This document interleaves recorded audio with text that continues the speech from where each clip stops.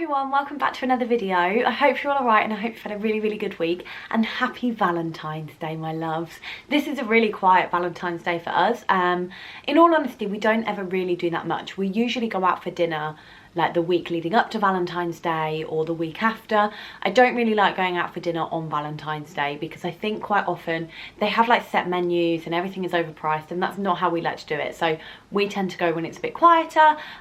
So we're not really missing out on anything this year. We have agreed no presents this year. We've got each other cards. I think I've got him a card. I hope that he has got me one. I can't remember where I put the card. I came upstairs with it earlier and I've put it somewhere and now I can't remember where. But what we usually do is we go to the local Italian shop, we buy some pizza dough, we buy some mozzarella, we buy pizza toppings, and we make our own pizzas. So this year we have gone to a place in London, I think, called Pizza Pilgrims, and they do like a delivered DIY pizza kit, and their pizzas are insane. We did it at the beginning of lockdown, so we thought that we would do it again. I hope you're all alright. I have chosen this week to do a video that was requested, and that is things that I wish I knew before we started IVF. It is a video that we've put an awful lot of thought into. It's a video that I have sat down and discussed with Marco before I filmed it.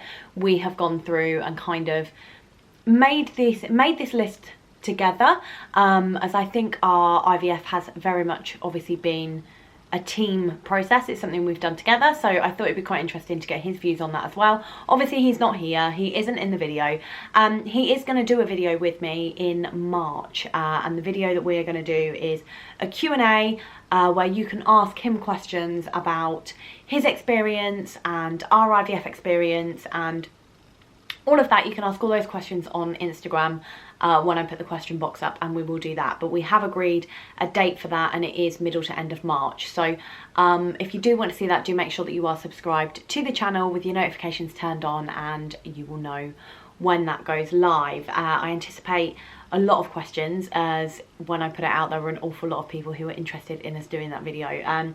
But for now, he's just helping me plan the content as opposed to actually being the content, but rest assured he will be on camera soon. I'm going to go through this list and just kind of explain to you why these are the things that I wish I had known and that I would like you to know before you start your treatment. Or if you have gone through treatment, they might be things that you resonate with and you think, yeah, I really agree with this. So if you do agree with any of the points, make sure that you like the video when those points come up, or you could just like it now. That would be great too. But if there's anything I don't mention that you wish you knew before you started IVF, do make sure that you let me know in the comments. I'd be really interested to hear the things that you wish you knew. I think reflection is really important, and I think it's quite nice sometimes just to think, actually, yeah, I really wish I did know that. And then obviously if you've commented on this video, then people who watch this who perhaps are looking for tips going forward, then your advice will also be in the comments. The very first point for me was that you don't have to pick the first clinic you look at.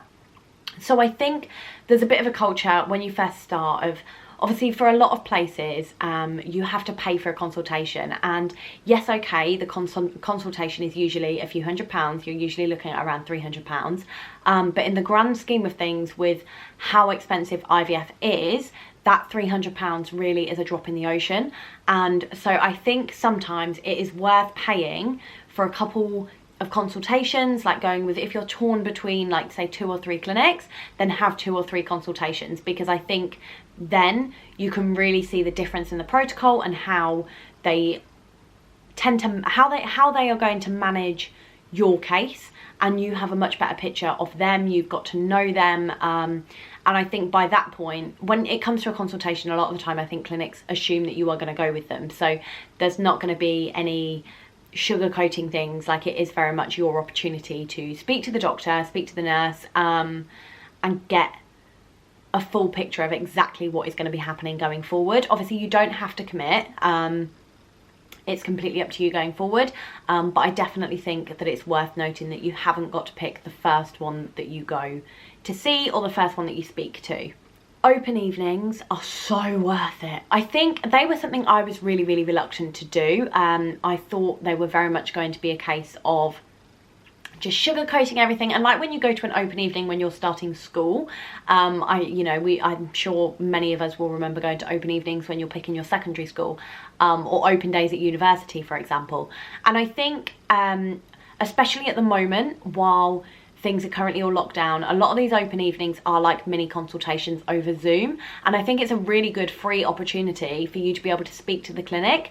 Open evenings as well, I think you walk into the clinic and you then get a feel and you immediately pick up on the atmosphere there and the vibe and whether or not this is the type of place that you are going to want to go to. It's also a really, really good opportunity for you to ask any questions before your consultation. So any questions you have about their general processes rather than your own individual one. Obviously you can talk to people about your own individual circumstances, just not in as much detail. But I do think they're a really, really good idea just to get a feel of the place. Success rates don't mean that much. It's taken me really quite a long time to accept this. I think initially I was looking at success rates and live birth rates and everything like that, and of course they have some weighting, but the way that I see it is one clinic might have 10 people walking through the door that are all under 35, and therefore they are all going to be under the same bracket and their outcomes are all going to be within that clinic's success rates. However, the 10 people that walk through that door and that go with that clinic might have quite complex cases that aren't straightforward. I don't think any cases are straightforward, but I know, for example, you might get, one clinic might have 10 26-year-olds that have one issue, if you like, with, say that issue is blocked fallopian tubes, but everything else is absolutely fine. And so on paper, that cycle of IVF should be quite straightforward. Whereas that other clinic might have 10 patients where there are issues with male factor, female factor, like there's a lot of things to consider, that those success rates aren't always a great generalization. Obviously certain clinics as well have more patients, more clients, whatever you want to call them, than the other. And so I don't always think they're necessarily representative of what you actually have to deal with. Success rates I don't always think really represent what the clinic is like. So to me, I always say take the success rates with a pinch of salt, because like I say, everybody's case is different and some cases are a lot more complex than others. You don't have to buy your medication through your clinic. You can shop around. I wish I'd known this before I went into my first cycle. We have always got our medication through our clinic and they have ordered them directly for us and got them sent to our house. This time I don't necessarily think we're going to do that. A lot of people have said that Asda are the best for prices, Asda Pharmacy. So this time, before we commit and before we buy our medication through our clinic, we are going to shop around, because if we can save a bit of money, then that's brilliant. At the end of the day, a prescription is a prescription. The medication isn't going to vary depending on where you get it. So it's definitely worth shopping around to try and save you some pennies, because every penny counts. Listen to other people's recommendations. Now, just to clarify, I don't necessarily mean listen to other people's opinions of your treatment and your supplements, etc, and what you should or shouldn't be doing to prepare. What I mean is, when it comes to clinics and you're looking around, if you are very much part of the IVF community, if you like, on Instagram or on Facebook or wherever it is that you speak to loads of people, we only found our new clinic because people had recommended them. I completely understand that but everybody's experience is different. I always say to people when they ask me about my old clinic, I always say that my experience wasn't great, but that doesn't mean that your experience wouldn't be. You know what you want in a clinic, and I think when you speak to people about that, take it with a pinch of salt. But for me, if I had more people saying to me, which I did in some cases when looking for a new clinic, there were certain clinics that when I was asking about them on Instagram, people were saying I wouldn't use them because of XYZ, and those reasons were coming up more often than the good reasons. So that's the way I look at things. I like to look at things as a balance and really take every side of it. So when I was asking, that was how I did it. If there were more positive than negative, then I would probably listen more to the positive and just bear those negatives in mind. Whereas if I was getting like 10 negatives for every 3 positive, I'd probably listen more to the negative. So obviously make up your own opinion, but I do think other people's experiences can really help you to decide what it is that you want from a clinic.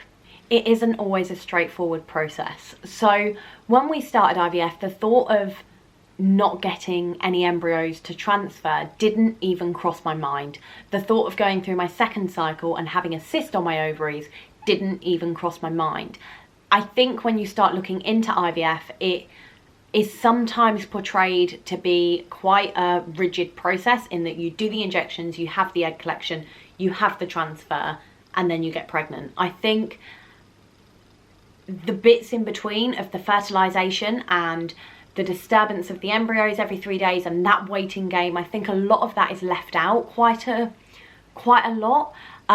So for me, I think I wish I had known or been more aware of the fact that it isn't always a straightforward process, and sometimes there are hurdles in between. So it isn't a sprint, it's a marathon, and there is a lot to consider when going through that, and there are a lot of hurdles that you can come across. You cannot respond to the medication. Like I say, you cannot get any eggs collected, you can not have any fertilized, you cannot have any transferred, you cannot have any in the freezer. There's not to be really negative, but there's a lot of things that can occur during those cycles. So I just think I wish I'd known more about that, and I wish I'd been more prepared for the negative things along the way. I wish I'd been more prepared for the potential outcomes rather than the I'll either get pregnant or I won't. I wish I'd been prepared for the hurdles in the middle, because ultimately that's where we fell. And had I thought that that was really even an option, I'd have perhaps been a little bit more prepared for that, rather than just assuming that we would have made it to transfer. The injections are the easiest part. I honestly think when it comes to the injections, the anticipation is so much worse than the doing. In all honesty, when the injections stop, I really miss them, because I feel like it's the only bit of the process that I have full control over. So I did kind of not enjoy, to say I enjoyed doing them sounds a little bit sadistic and psychotic, but they were definitely the easiest bit for me. And I really do think once you've done the first one, it gets so much easier. For me, when we were leading up to IVF, it was the injections that I was most nervous about. And actually, the injections are the bit I'm most looking forward to. And while the side effects aren't always very pretty, for me, I definitely think that they are probably the most controlled bit, and the bit that you are most involved in, and is the easiest bit for you to do. So I promise that once you've got the first one out of the way, it does get easier. It really, really does. And you will surprise yourself at just how well you do it. And whether you choose to do it yourself or whether or not you let your partner do it, whatever, the injections for me, definitely the easiest bit. And it really, really does get easier. And you'll be so proud of yourself, I promise. There is no such thing as a stupid question. I cannot say this more often or loud enough if I tried. Really, really, really, there is no such thing as a stupid question. If your clinic say something and you do not understand, ask. Like, it really doesn't matter how many times you have to ask that question. At the end of the day, you are paying them, and if you're not paying them and you're going through the NHS, it doesn't matter. There is no such thing as a stupid question. It is your body that is going through this, and you need to fully understand what it is that's going on. If they show you how to use a certain medication and you aren't picking it up, or you're thinking, oh my god, I didn't get that, ask. Like, really, just keep asking. There really is no such thing. If you're awake at 2 o'clock in the morning and some question is really bugging you and you're thinking, I need to ask this, ask it. Send them an email, ask it, or ring them the next day, whatever. But there really is no such thing as a stupid question, and you need to make sure that you're 100% comfortable and that you really do understand what is going on for your own kind of sanity, I suppose. Some people maybe don't want to know everything and aren't bothered about asking questions, but if you are and there's anything you don't understand, ask. It's their job to answer your questions. You need to be at the clinic a lot. All our clinics, like both of our clinics, have been London based. When it came to picking a second clinic, we had a radius, so we decided that we weren't going to choose a clinic that was going to take us any longer than an hour and a half to get to. London is a 45-minute train journey for us. I didn't want anywhere really I either wanted somewhere in Cambridgeshire or somewhere in London, because London was an easy train journey. I didn't want to have to get multiple trains. I didn't want to have to drive a particularly long way. After, like, most of my scans I have been to on my own previously for reasons that are fine by us, but they're reasons we decided. But also when it came to the egg collection, I didn't want to have to be driving back and be obviously Marco would be driving, but I didn't want to have to be in a car. I just wanted to get home. So yeah, you have to be at the clinic a lot, and that is something that we really considered when picking our clinic, which I had like people recommend clinics in Hull or clinics in Yorkshire. There was a clinic in Bristol that somebody recommended to me, and all of that, as much as I'm sure they're amazing clinics, it's just too far for us. So that's something to bear in mind. You really do have to be at the clinic a lot. We thought that we would be there on day one, and then naively thought that maybe we'd need one scan in the middle and then the egg collection and the transfer, when obviously realistically you're going to the clinic day 3, day 5, day 7, sometimes day 9. Obviously it depends on your clinic as to when you're getting scanned, but we were there a lot. Progesterone mimics pregnancy symptoms. This was probably one of the hardest bits of the IVF cycle, but when you start taking the progesterone after your egg collection and you've had your transfer, the progesterone really does mimic a lot of the symptoms, in the sense that you get the big heavy boobs, the nausea, the headaches, like it really does. And I wish I'd known that beforehand, because I just kept convincing myself that it worked. And it's really hard, but I wish I'd known that beforehand. It's easier to tell people. I think, again, this is a really personal choice, but we've done it both ways. So our very first cycle, we didn't tell anyone that we were doing it until it failed. The second time we told everybody, and I documented it as we went. And as much as next time I've not decided whether or not I'm going to document it in real time, in the sense that I'm going to put it all online like as it goes, like I did last time, or delay it a little bit, I'm not 100% sure on that fact. It was much easier for us knowing that people knew, because we could talk about it, and if we were invited somewhere and we couldn't go, it made more sense to just be honest about it. So for example, during the first cycle, it was my birthday, and it is really, really unlike me not to have, like, it's really, really unlike me not to get drunk on my birthday. I do enjoy a drink. I really enjoy going out with the girls. So on my birthday, I had all the girls around to my house, and we all sat in our pajamas watching films and drinking hot chocolate, which to a lot of people sounds like a great night, but for me that's not how I would usually spend my birthday. I like an excuse to get dressed up and go out, and having to lie to everybody about why I was doing that, like I made out that I was on some kind of antibiotic so I couldn't drink.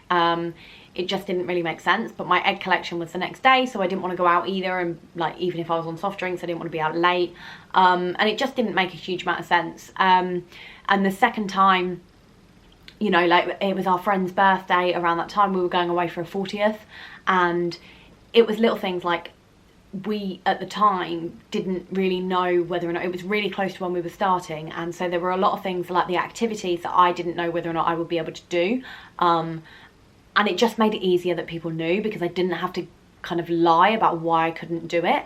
In the end, I was really late coming on anyway, so it didn't make any difference, but it just made it so much easier not lying about it. And when I was feeling really quite gloomy or the side effects were playing up, I didn't just have to lie. Like I could just say, the medication's not really my friend today, and it just made life an awful lot easier. So I wish the first time I'd known it was going to be so much easier to talk to people.